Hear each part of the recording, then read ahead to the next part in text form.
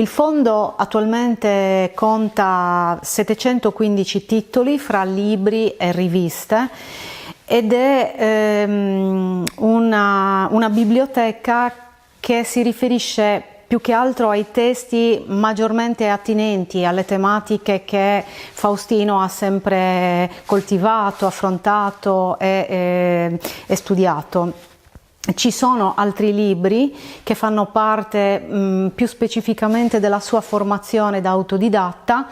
che non si esclude vengano poi aggiunti più avanti a questo fondo librario. In questo materiale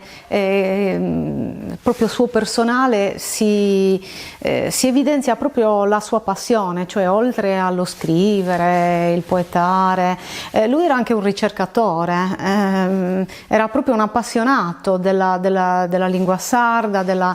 lo studio del vocabolo magari andato in disuso, che poteva essere riutilizzato, quindi questo studio della lingua che comunque è sfociato anche nella realizzazione di un glossario che era appunto una raccolta di vocaboli in aggiunta al vocabolario del Porru, proprio derivante da questa sua ricerca appassionata dei vocaboli.